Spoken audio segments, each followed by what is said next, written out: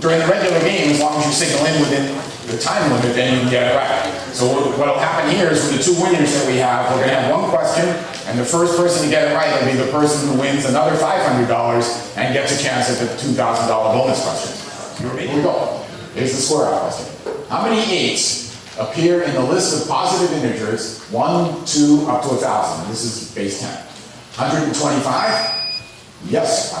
D. D, 300? Actually, a little suspense there on the judge. That's right, it was D. Nice going. That's pretty quick. Geez, did I get to read something? I did read some of the question. Yes, that's good. All right, Ashwin, that's very good news. So how'd you get that so fast? Okay.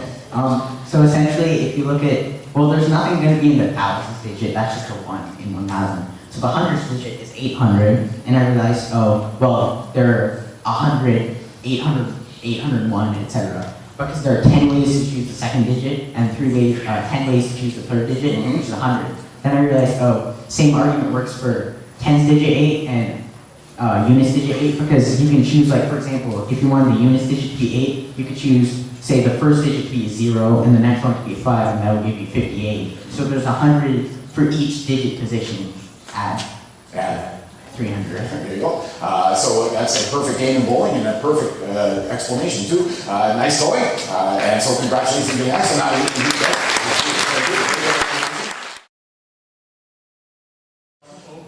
Okay, so here we go. So you won $1,000, and now you have a chance at another $2,000. So we call that the $2,000 prize question.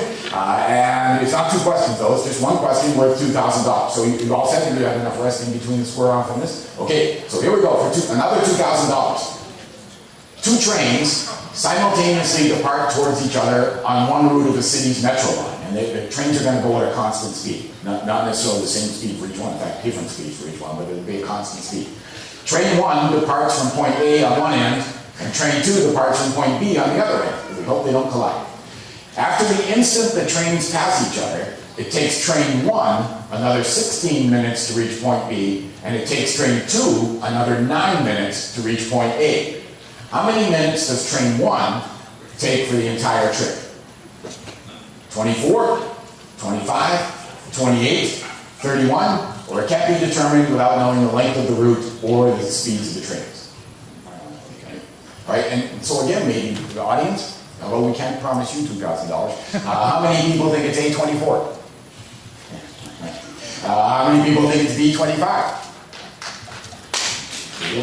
How many people think it's C28? Right, how many people think it's D31? And how many people think it's E? And I'm not going to read all those words. Andrew, did you figure this one out? No? What's the point? I don't know. And Ashwin, what did you pick? C. You picked C? So did you know that they were going to clap for it? Is that why you picked it? Or how did you get C?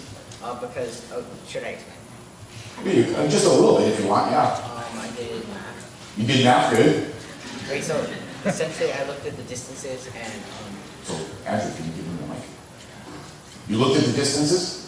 well, we aren't exactly doing distances, but Right. So did you fix a distance? Or Okay. you call it D? Or? So what I did was, okay, so it takes train 1 another 60 minutes, right? And it takes train 2 another 9 minutes. But you already know that they have to meet there in the first place. So you know the ratio of the distances they traveled, sort of in terms of the distances themselves, because you can assign lengths.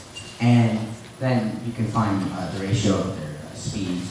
And then from there, you already know, so if you know the ratio of their speeds, you know the ratio of, say, the distance train 1 traveled to reach the intersection point, and then once you're done with that, it's pretty straightforward.